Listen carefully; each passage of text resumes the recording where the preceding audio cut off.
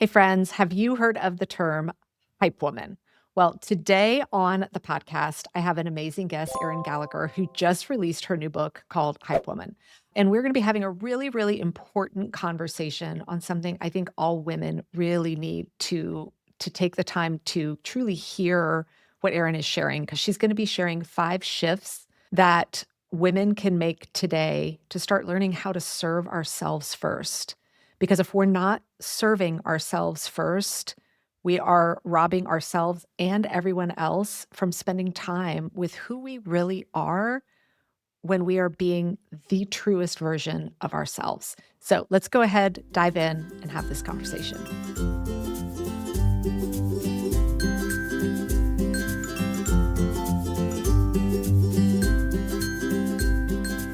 Hey everyone, welcome back to Work-Life Harmony. I am thrilled today to introduce a new guest to everyone. Her name is Erin Gallagher. I'm going to have her kind of give you her whole backstory. It's phenomenal.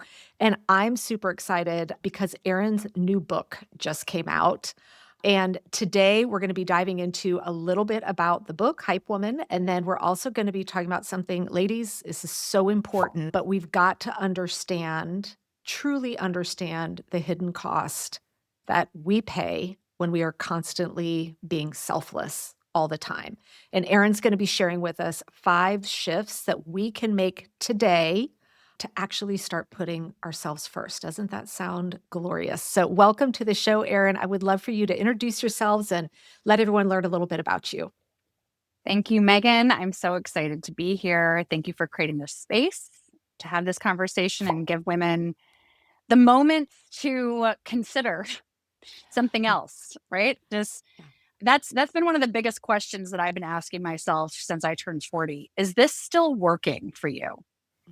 And anytime in big or small ways that answer is no, I have to really think about what's the next shift I'm going to make that changes this. So this did not happen overnight. Thank you for saying that. Oh, girl, 25 years of therapy and, starting and then leaving a company, exiting corporate America, just messy, complicated, lots of people unhappy with me making choices where I was at the center. I mean, it's been a rocky road. However, I sleep better and I know who's on my side now. And while it can be scary to think about who's not going to be on your side when you ask yourself that question, it is much worse to stay silent about it and to have people in your midst who are not actually rooting for you. So I spent 15 years in corporate America working inside of agencies, leading marketing, communications, and PR. And I left corporate America in 2019 to found a company with 2 other women, have her back. Our entire sort of focus was to go inside of corporate America and help those companies make practices and policies and bring in people that actually allowed women to thrive in their careers.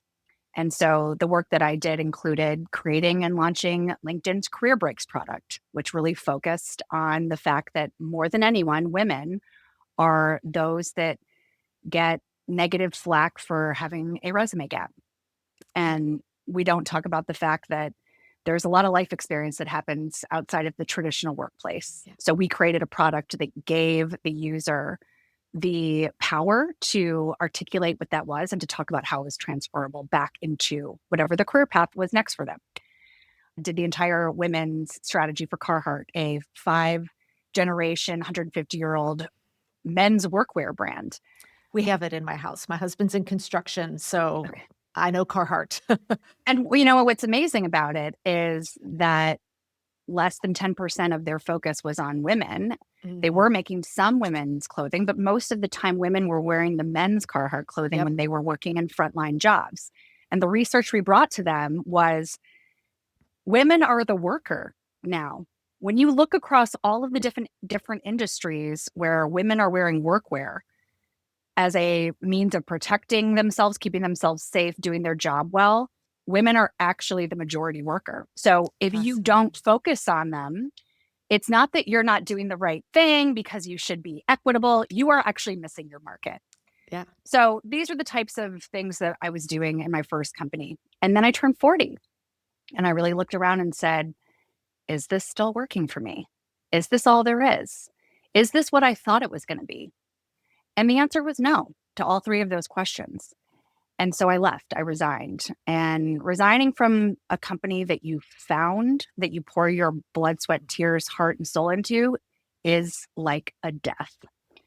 And it was. And it was a death of my identity. It was a death of my ego. And it was a death of the old version of me that had kept me alive and helped me survive, but that was no longer going to take me into this next phase of my life. And so I launched my current company, Ella. And Ella has undergone incredible transformation as all women do in these 3 years. I started out thinking my job here on this earth is to help women accelerate into positions of power and influence. I want women to run everything and I want them to have all the money. And so that was what my work focused on. I still believe that's a very good plan. It's just very difficult to do inside of a white supremacist patriarchy. It's just really, it's hard. It's super hard. There's lots of barriers. So while we did incredible work with that focus in mind, including hosting 33 fairway dinners for more than 1,500 women in 10 major markets, which led to the increased collective wealth of more than $33 million, I realized, hold on, I'm still doing that other thing. I'm still doing the masculine thing. Even though it's my own company, even though I'm focused on women, all of the metrics and all of the work is still focused on that very masculine container. And so, what I have realized in writing my book and in my own evolution and in the birth of the Hype Women movement and what I have done with that over the past few years is that what I'm really here to do is to help women heal themselves. Because when that happens, all of the other things will come. If we don't deal with that first, Yeah. everything else will keep coming back as a boomerang lesson, knocking us on our ass. And so that's been my work for the past year and a half on myself. And it turns out you can't teach the lesson until you've learned it, right? You can't Yes. give the medicine until you took the medicine. And so I had to go through all of this myself in very challenging, complicated, and, you know, progressing and then regressing ways. But here we are. Amazing. Oh my gosh. You talk about these 5 shifts that we as women need to make to actually serve ourselves first, which I'm assuming is part of this healing process that you're talking about.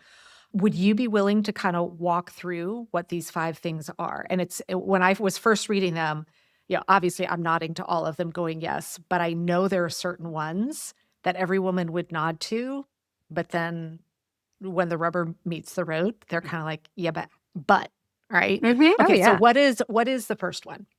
Okay. So this is from the Serve Yourself First chapter of my book. Megan, this is one of my favorite chapters to write. It poured out of me.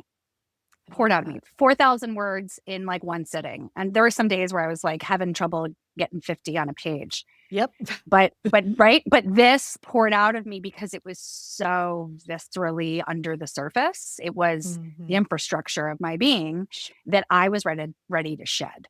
So I talk about my experience of putting myself last, of abandoning myself in service to others. This was my MO my entire life, And personally I and think professionally. it's the MO of the vast majority of women, especially if you're in a caregiving capacity of any sort. Absolutely. Most of us tie our value and our worth to our service. Yep. That is how we look at and feel valuable. And so if we're not doing something for someone else, who are we? What are we even worth? Those are the questions that I started asking myself and realizing that so much of my conditioning had not even allowed me to consider a different way forward.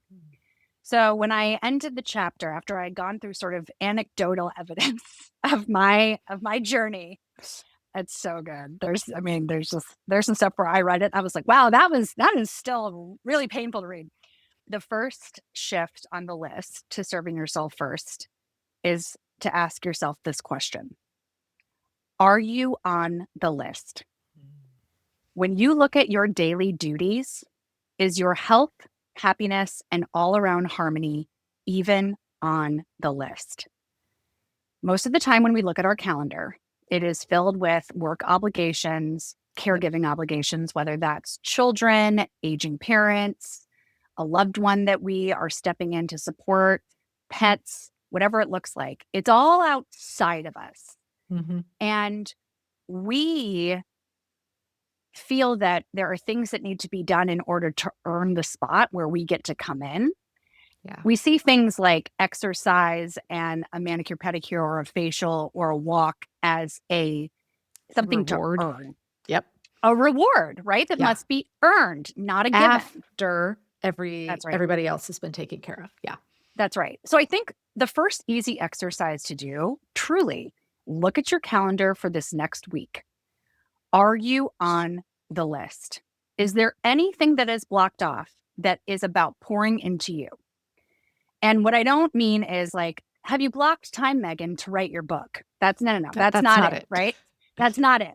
I'm talking about something where you are receiving. It's something that you are being poured into so that you can sustain yourself. You first need to look at if you're on the list. What happens next is number 2, change the order. If you're not on the list, add yourself. Great. But if you are there and you're near the bottom, you need to move yourself up and you need to take first place. This will feel unbelievably uncomfortable to most women listening to this. Yeah. How can I move myself to first place? I have children that depend on me. I have to fit it in around everybody else's needs. What does it look like to change it to, oh, I'm on there, but it's at the bottom, to I'm on there and it's there first? Knowing that we have some things that just are what they are. Like if you're the transportation to get your kid to school or back, it is what it is. Absolutely. Right. There's a lot of reality that comes into this. There's aspiration, but there's also reality. But reality can't be the excuse. It can't be, well, all of these things have to happen. Great. Let's look at the things that are must haves. They have to happen. They're not like, should I do this or could I do this? This is like stuff that must happen. And then how do you make sure that you are still worked in? So I'll give you an example of myself. And I think it's really important to state that I am saying this as an incredibly privileged person. I am a straight, white, cisgendered woman who has a husband that helps with my life, whether it's rearing the children, taking care of the home, taking care of finances, supporting my own career ambition. And so I have a lot of infrastructure in place to support this Thank you endeavor. for So, saying that. I appreciate that. right, this is not the Yeah. same situation as a single mom, as someone who is working 3 Mhm. jobs. So all I can do is tell you my own experience. And what I hope you can take from that is a version that works for you. So for me, what I looked at was I wake up every single day completely exhausted. I start out pretty much pissed and in a bad mood because of that exhaustion. And I immediately go into the mode of having to be a mother. It's getting the kids up, getting them ready for school, getting their lunch, getting them to school. And then I look at my calendar and it is back to back to back to back. It is every 30-minute window filled with meetings with people I don't know, have never met before, want something from me, along with those I care about, know, and want to meet. And then it's right back to picking the kids up and dropping them at their practices and making dinner. So I just felt like resentful. Like I was just like, I was in the swirl of the day. So why was that happening? Well, a lot of it was based on my own habits that were contributing to my physical discomfort inside of my own body. I was drinking a lot. And so I was having a couple of glasses of wine a night. That led to me not sleeping well and me waking up super groggy. And then at the end of the day, it led to me feeling like I deserved another glass of wine to deal with what just Mhm. happened. And so it was a cycle that I got myself into that was just my pattern. And so I asked myself that question, is this still working for you? And it wasn't. Over 40, alcohol is just hitting me differently, right? I remember seeing Dr. Mary Claire Haber, the expert in perimenopause, saying, well, when you hit that age, you can either choose to have a drink or you can choose to sleep, but you can't I have mean, both. honestly, you can't have both. Nope. Like fully in perimenopause. So I was having night sweats, hot flashes, irritability, inability to sleep. Like, and then I was adding in a substance that just was kind of like not helping the situation. So when I made the shift to take a break from drinking, I started to sleep better. When I got with a perimenopause specialist that put me on the right HRT regime, I slept better. I ended up waking up earlier to my own alarm clock, which felt like, oh my God, am I an insufferable morning person now? These people are the worst. Like all these people were like, oh, I wake up at 5 o'clock. I was like, you are so effing annoying. But it turns out it can it can happen for you. Yeah. So Megan, because I started to wake up earlier, I had time to myself. I had time in my home before my kids woke up. It was quiet. That was for me. I poured into myself then. I did things that were just for me, and it created a sense of calm as I started the day. And then I also decided, you know what? I think exercise is not going to be this thing that I do sometimes, but instead I will put it on the calendar as if it's a child's activity or a work meeting. And I didn't let anyone penetrate that.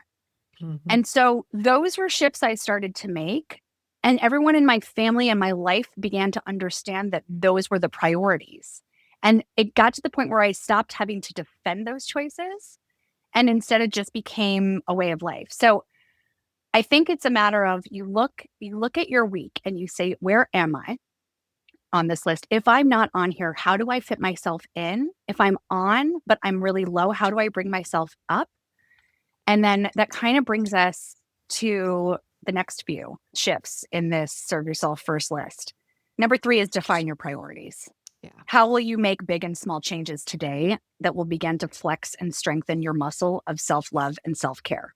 It's everything we just talked about. Yep. How do you make these shifts in your life where you decide this is the thing that is actually necessary for me to be happier and healthier? It looks different for everyone. I love that you say it looks different for everyone. I think this is one of the big things I like to walk women through is, whether you want to call it your priorities, your core values, whatever term fits with you is your non-negotiables. At the end of the day, if you have to make tough choices about your time, I think having that list of your priorities, your core values, your non-negotiables to refer to is so helpful to go, okay, now I see this choice is the right one because this is in alignment with what I said was most important for me and what mattered most. That's right.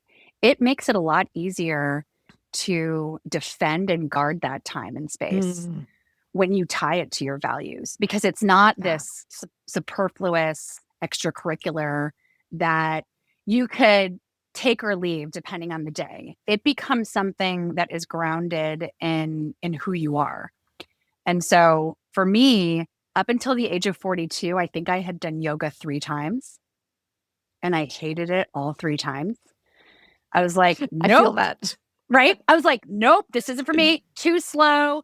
Like, I'm sorry. My relationship with exercise as a competitive athlete growing up was like, it needs to be hard hitting. You need to be sweating. You need to be like kind of wishing it was almost over. If it isn't hurting a little bit, you're not doing it hard enough. That was my relationship with I'm feeling exercise. very seen. I mean, listen, a Hey, mirror Gen is like, Xers, I it's mean, a this view, is, right? yeah.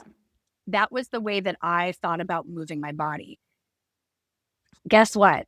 That over 42 for me did not move any of my weight that was sort of hanging on because of my imbalance with my hormones and just age and then all kinds of other reasons. And so I felt like all the time.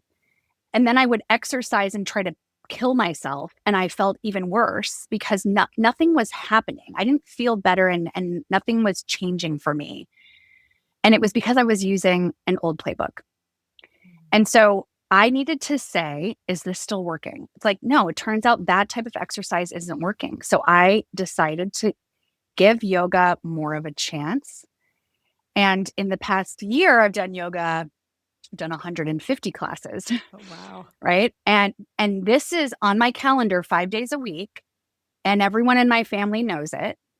And I don't schedule anything over it. Really anything. There are people who are like, that's the only time I can meet. And I say, well, I just don't think we're going to meet then. And that's okay. Yeah. Like that's the universe's way of protecting me, maybe, is that you can only meet at 9 a.m. on a Monday. And that's never going to work for me in my current life choice.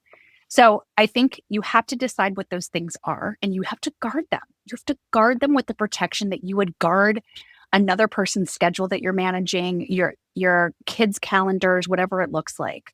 And I think the universe tests us when we do this. Oh, Because I know years ago, I made the decision, always wanted to learn how to play the cello. So I was like, I'm going to start taking cello lessons. And I looked at my calendar and nothing ever happened on a Thursday, ever. And I found a cello teacher.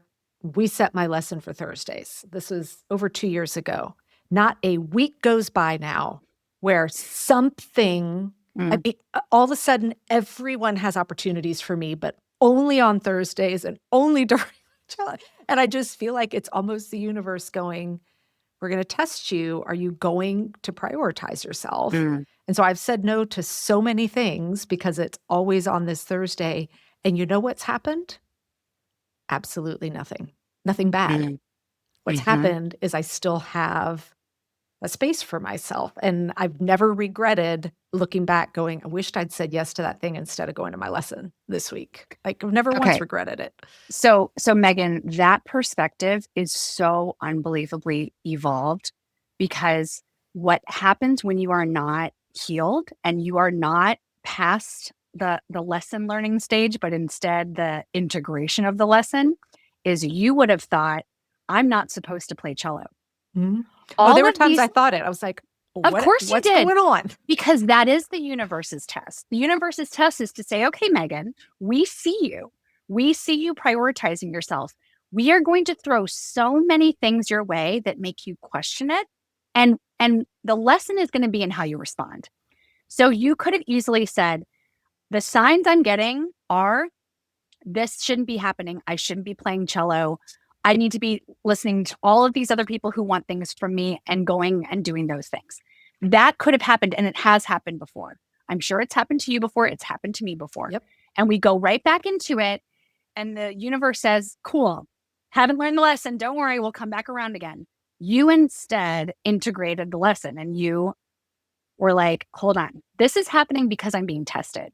I'm going to stand my ground and I'm going to protect this time. And you're exactly right. Nothing bad has happened. Opportunities that are meant for you will happen. Mhm. You don't have to abandon yourself in order to make them come true.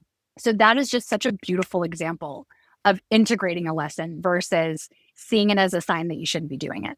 Well, we actually I realized, kind of skipped over to your last part in this process, which of, By the way, the five ships are not in order. Like it's not like do one, then two, then three. No. This is like you pour it into a pot, you shake it up, and then you pull one out. yeah, And because that's the one of them you had was resist the resistance, right? Because once you start resist the doing it, it's going to resistance. push back. And I mean, we, girl, let's read the exact line because this is insane. Resist the resistance. When you start to serve yourself first, the system will not like it. It will push back. It will make you feel selfish. Good. It means your radical act of choosing you is working. Keep going. This other piece, which is maybe the most important of all of them, is about communicating your priorities, communicating where you are on this list, communicating how you're going to choose yourself first. You need to be clear with the people in your life, both personal and professional, about how, where, and when your needs will come first. it sounds so obvious, but it's so not, because I know, years ago when I was really trying to shift into actually prioritizing myself, it became another almost like to-do list thing that then you internalize. You're making changes. My family was like, "What's going on?" And so we butted heads a lot. And the thought Mm-hmm. never occurred to me just to sit down and communicate. Like, I don't know. So I look back on it now, I'm like, "Why didn't I just see that as so obvious?" But I think it's just that mental load, internal dialogue mentality that I can do it all alone. Sometimes we fall into it without even realizing how much powerful it would be if we would just communicate. women's unpaid labor is worth $10.9 trillion every single year. Yes, it is a heavy load. We are carrying it. It's in the back of our minds all the time. It muddles what might seem simple. Yeah. So, so a lot of times when people say to women, "Why are you making this so complicated?" It's like, "Oh, live a day in my head. Just like Yeah. live a day in my head." That's not what this is. We are very capable of doing things and making things simple. However, when you are carrying the weight of that load, when you are doing all of that unseen, unpaid, undervalued labor, it wears on you. Mhm. It wears on you. And so the communication piece about what those priorities are going to be, what those shifts have been in your life to the people who are in your life. It is part of the reason that you do that is because it is a directive. You are letting them know this is the way forward. It's also an accountability partner. You are saying to them, I need you to help me with this. Not just because it's going to be hard for me and I'm going to maybe want to abandon it and go back to my old ways and say, I'm not worth it and I don't need to do this, but also because you need to make a choice and a shift in how you are requesting my time and energy, right? The accountability goes both ways. It's not just them holding you accountable to do the thing you said you were going to do, it's you holding them accountable to also make a shift in what this new relationship is going to look like going forward. My husband, the first probably 8 times that I left the house to go to yoga when the kids were here, he was like, "You're going again? Really? That's today?" And I'm like, "It's on the calendar. Yes. Like this is the thing. This is the thing I'm doing." So his resistance, it wasn't because he didn't want me to do it or because he wanted me to feel bad. He just didn't know how to operate in this new way. He also had not seen me prioritize myself like this. So this was foreign to him. Mhm. He was looking at it in a very comparative way. Like, you get to do that, and then I have to watch them. What about me? And so we've had to learn this new way where he understands this is a non negotiable. This is what I do. You are more than welcome to find a similar situation that you would like to prioritize yourself for, and I will support that. But I have taken the steps to do this. And so this is not going to be a negotiation every time. It's just going to be the way that we live. Yeah. Oh my gosh, so powerful. And interesting, I'm thinking back on me signing up for the lessons because I had not communicated other things previous. This was one that I knew, like, all right, this is a chunk of time. It's gonna mean you have to take a driving responsibility. So it was almost forced into the communication, Mm-hmm. but I love it. It took a while, but now a couple years later, everybody knows, like, mom's Everybody gonna be in a knows. good mood on Thursday, like, it's her favorite day, and it's just that's part of our family rhythm, and everybody knows it now. I mean, Megan, okay, that parenting is an act of resistance. And so you didn't sit down and say to your kids, "Hi, I'm going to teach you a lesson. Every Thursday, I'm going to do this. I am teaching what it is for women to have, choose themselves first." And they're like 6 years old and they're like, "What is happening Whatever, here?" yeah. Okay. None of that. That all goes over their head. Here's what you taught them. You have interests outside of their lives. You have interests outside of your home. You go and you always come back. And oh my God, you come back happier. So guess what they do? If they are women, if they are girls, they start to replicate that behavior and they Mhm. say, I want what my mom was doing. I want to feel like that. I'm going to start to do that too. And my boys seeing me do this, they now have a new expectation Yeah, for the this is role the that women norm. play in the world. Yes. Yeah. So guess what? Yeah, on those days, dad's taking care of breakfast. Dad's taking you to that. Dad's do like we are. It's an equilibrium where we are constantly shifting the balance of responsibility. But what I started to see before I made this choice was my kids didn't see and understand that I wasn't choosing myself first. I wasn't serving myself first. I wasn't taking No, of time course out. not. All they saw that was that I sucked. I was mean, I was in a bad mood, I was short with them. So all they experienced was the fallout of me not prioritizing myself. They were Mm. not old enough to understand the sophisticated nuance of it. Right. And so I sat there and I said, "This will be my children's core memory of me. If I don't fix this, if I don't change this, they will look back at Christmases and holidays and days of the week and think about how stressed I was and that I wasn't present or there for them." So it didn't matter that I was physically there. I wasn't Yeah. emotionally or spiritually or metaphorically there. Now I am so much calmer. I'm so much more relaxed. I'm in such a better place. And they don't miss me leaving to go do those things. They enjoy the present, happy version of me when I am here. Mhm. That's so powerful. So let everybody know about your book, where's the best place to get it, etc. Because at Yes. the time, So, as everyone's listening to this, your book has just been out for a week, which is super exciting. so exciting. Hypewomen.com. I have really collated a multitude of retailers for you so that you can choose the place that you prefer to buy your books. But really, anywhere you prefer to buy a book, whether it's a physical store or an online retailer, is going to have Hype Women. Hype Women breaking free from mean girls, patriarchy, and system silencing you.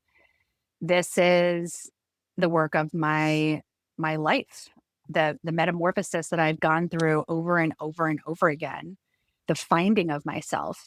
And and I hope that as women, as people read it, they remember who they are underneath all of the people and the places and the programming that have been holding them back. So beautiful. I am thrilled to get it. So thank you so much for sharing your precious time with us here today. And hopefully we will get a lot more people who are joining the Hype Women movement, which I think is phenomenal. Thank you so much, Erin.